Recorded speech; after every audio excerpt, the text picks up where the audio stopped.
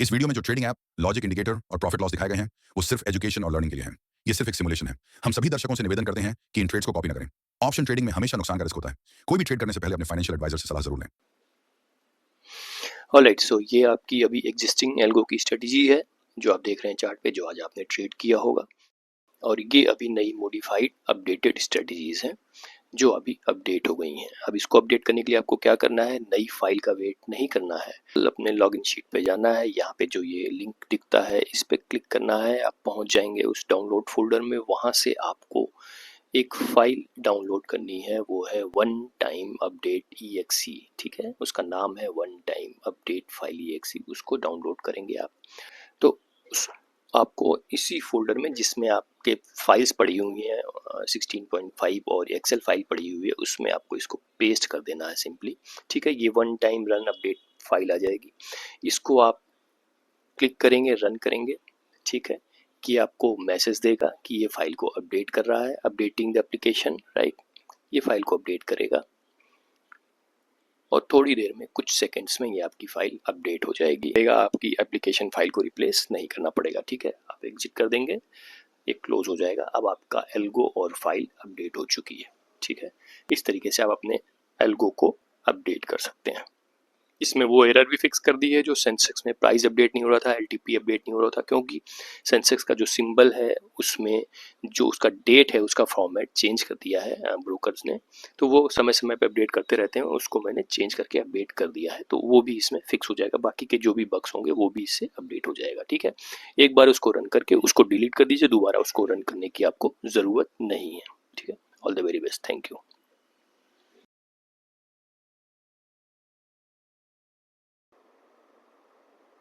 ठीक है, तो इसे मैंने जूम कर लिया है। अब आप जैसा कि देख रहे हैं कि एक यहाँ पे एक पॉइंट बन रहा है जहाँ पे आपका जोन का एक लेबल भी है, थर्ड लाइन है, एक गोल्डन लाइन भी है, और अगर आप ध्यान से देखेंगे तो एक की लेबल भी है। और ये तीनों बिल्कुल नैरो है, बिल्कुल एक दो पॉइंट के ऊपर नीचे बिल्कुल साथ में बन रहे हैं। 25,545, 47 और 46, इसी के रेंज में तीनों लाइनें बनी हुई हैं। गोल्डन लाइन, जोन का लेबल और की लेबल बना हुआ है। तो जब इस पॉइंट पे निफ्टी आती है, यहाँ से एक रिट्रेसमेंट ऊपर का बन सकता है, तो इस पॉइंट पे एक ट्रेड ऑप्शन बायर के लिए बन सकता है। ठीक है, ध्यान रखिएगा, मैं कह रहा हूँ बन सकता है। ये वाइड भी हो सकती है लाइन, नैरो भी हो सकती है, वो सिचुएशन पे डिपेंड करता है। फिलहाल अभी जो ये लाइव कंडीशन है मार्केट की, तो ये 15 से 20 पॉइंट का एक मूव यहाँ से अगर कोई ट्रेडर लेगा तो यहाँ तक उसको एक मूव मिल सकता है। और 15 से 20 पॉइंट का वो डिपेंड करता है कि वो जोन कितना बड़ा है, वो भी आपको ध्यान में रखना होगा, वो भी समझना होगा कि जोन बहुत ज़्यादा नैरो है, 2-5 पॉइंट का ही है, तो फिर उसे अवॉइड करना चाहिए क्योंकि ट्रेड। बट अगर वो 15 से 20 पॉइंट का है तो वो एक ट्रेड बन सकता है, क्योंकि ऑप्शन बायर को एक छोटा सा ही ट्रेड चाहिए होता है, खास करके स्कैल्पर को। वो लंबा वेट करेगा तो डिके में पैसा उसका जाएगा, क्योंकि यहाँ से एकदम से ऊपर निकलेगा, उसके बाद आप देख रहे हैं रेड कलर की लाइन, यहाँ एक हर्डल मिलेगा उसको, यहाँ पे भी वो रिएक्ट करेगा मार्केट। ठीक है, कर सकता है मार्केट, हो सकता है निकल जाए ऊपर, बट हो सकता है रिएक्ट करे। तो ये एक पहला ट्रेड बन सकता है यहाँ पे। अब यहाँ पे जब ये आके टकराया और आप देखेंगे लंबी लंबी विक छोड़ करके वहाँ से एक रिजेक्शन लिया है निफ्टी ने। ठीक है, तो वहाँ से भी एक ट्रेड बन सकता है निफ्टी में। अगर यहाँ से एक ट्रेड लेगा कोई बंदा, कोई ट्रेडर, मतलब यहाँ से, मतलब सेम इसी पॉइंट से नहीं, अगर जोन के टॉप लेवल पे आके टकराती है, वहाँ पे 2-3 कैंडल विक छोड़ के आती है, मतलब वहाँ पे रेजिस्टेंस ले रहा है, उसको रिएक्ट कर रहा है, वहाँ से भी एक पी साइड का ट्रेड बन सकता है, जैसा कि इस केस में आप देख रहे हैं। अब ये ट्रेड कहाँ पे खत्म होगा? अब ये ट्रेड खत्म हो सकता है आपके जोन के नीचे, जोन के बॉटम लाइन के नीचे, क्योंकि एक बार यहाँ से इसने ट्राई किया ब्रेक करने का। आप देखेंगे इस लेवल को इसने ब्रेक करने का ट्राई किया, लेकिन ब्रेक नहीं कर पाया, वापस से रिट्रेसमेंट लेकर के वापस से जोन के ऊपर वाले लेवल पे जाके टकराया, फिर वहाँ से ट्राई करने आ रहा है नीचे को, फिर से उसको ब्रेक करने को, तो मे भी शायद इस बार ब्रेक कर ले। ठीक है, कॉन्सेप्ट ये कहता है, प्राइस एक्शन ऐसा कहता है कि एक अटेम्प्ट में नहीं तो दूसरे अटेम्प्ट में या फिर तीसरे अटेम्प्ट में ब्रेक कर सकता है। तो ये आप जब देखते हैं, हम बात करते हैं कि एम पैटर्न बन रहा है या डब्ल्यू पैटर्न बन रहा है, वो हम इसी को बोलते हैं। तो हम देखेंगे कि क्या इसको ब्रेक करता है और ब्रेक करके कहाँ तक जाता है।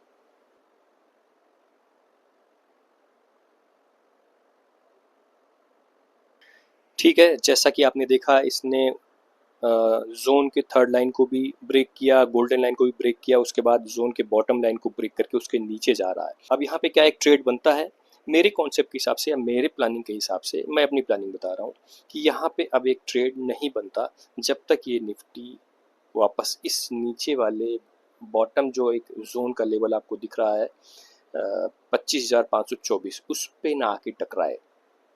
एक बार अगर यहाँ पे आके इस कैंडल को ख़त्म करता है, इस मूव को यहाँ पे आके ख़त्म करता है, तो वापस से एक रिट्रेसमेंट पहले यहाँ तक जोन के बॉटम लाइन तक, ठीक है, और उसके बाद अगर इसको भी नहीं इसको रिएक्ट करता है या इस पे रिजेक्शन नहीं लेता है तो इसके टॉप लाइन तक वापस एक मूव बन सकता है।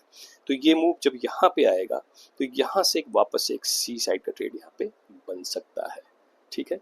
अभी यहाँ पे हम बहुत सारे ट्रेडर्स ये भी सोच सकते हैं कि यहाँ से अगर हम एक ट्रेड ले लें तो इस लेवल पे आने तक भी हमें प्रॉफिट हो सकता है अगर हम एक पी साइड का ट्रेड ले लें, क्योंकि हम वेट तो यहाँ पे आने का कर रहे हैं, बट ये कुछ ज़रूरी नहीं है कि यहाँ पे आए, ठीक है।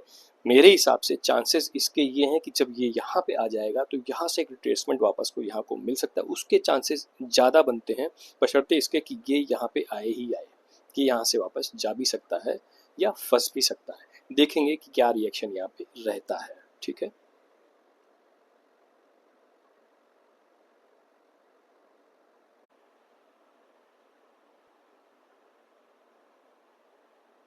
तो जैसा कि आप देख रहे हैं कि जोन लेवल का जो बॉटम लाइन है वहाँ पे एक टक्कर दे करके ये ब्लू कलर की कैंडल वापस आ रही है, एक विक छोड़ के वापस आ रही है, यानी यहाँ पे रेजिस्टेंस ले रहा है।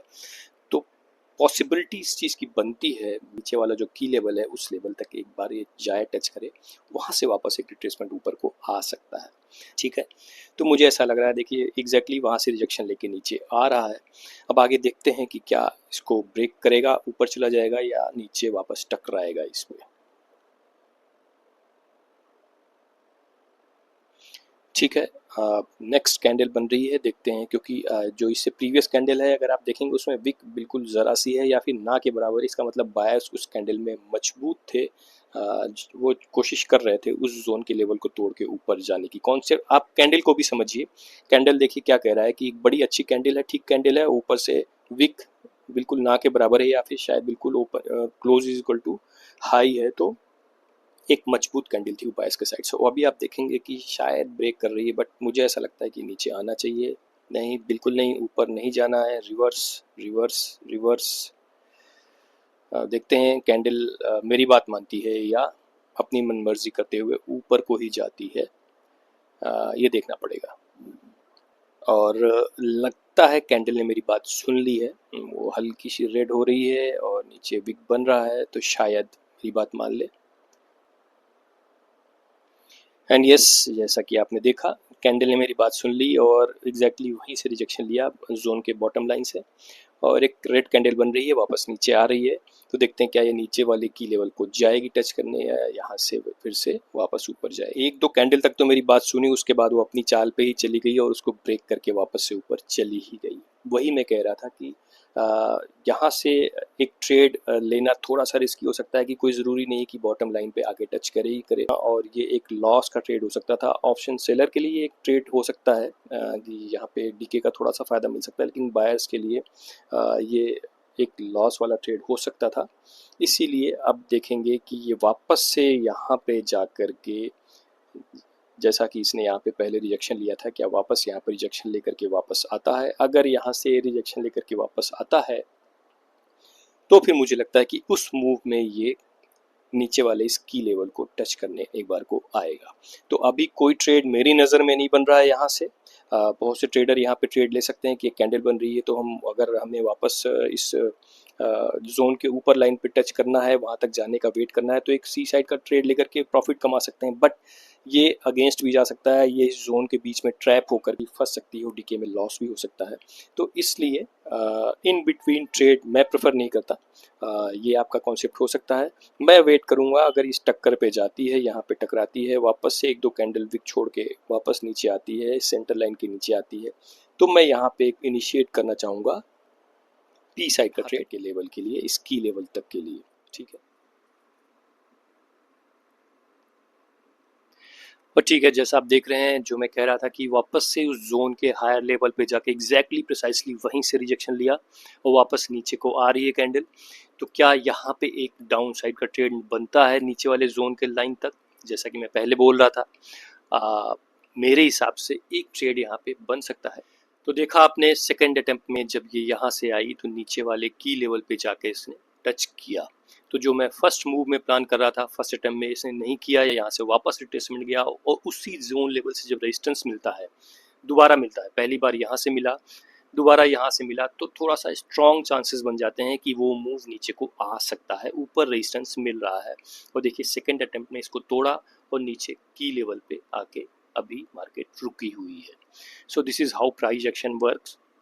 अब इसमें एक चीज़ का आपको ध्यान रखना है, मैं आपको बताना चाहता हूँ कि जब हम ट्रेड एक प्रिसाइज लेवल पे जाकर के किसी भी गोल्डन लेवल, की लेवल या जोन लेवल पे जाके लेते हैं, तो हमारे विनिंग रेट या ट्रेड के हमारे डायरेक्शन में जाने के चांसेस बढ़ जाते हैं। क्योंकि जब हम इस बॉटम पे आके ट्रेड लेते हैं तो हमें एक मूव यहाँ मिला, अगर हमने यहाँ पे ट्रेड लिया तो एक मूव हमको यहाँ पे मिला, उसके बाद अगर हमें एक सेकंड रिजेक्शन सेम लेवल पे मिल जाता है, सेम लेवल पे जहाँ पे पहले से एक रिजेक्शन मिल चुका है, तो चांसेस थोड़ा स्ट्रांग हो जाते हैं कि ये मूव थोड़ा उससे भी अच्छा हो सकता है। तो जब आप इन सारे प्रिसाइज लेवल के साथ ट्रेड करते हैं तो एक पॉइंट पे जाके ट्रेड लेते हैं, विनिंग चांसेस बढ़ जाते हैं। अदरवाइज आप अगर इन सब चीज़ों को फॉलो नहीं करते तो ट्रेड आप कहीं यहाँ पे ले सकते हैं, कभी यहाँ पे ले सकते हैं, कभी यहाँ पे ले सकते हैं, कभी यहाँ पे, यानी कि बीच के किसी भी पॉइंट पे जहाँ से कुछ डिसीजन नहीं निकल रहा है वो आपको लॉस देने के चांसेस बढ़ा देता है, बढ़ा सकता है।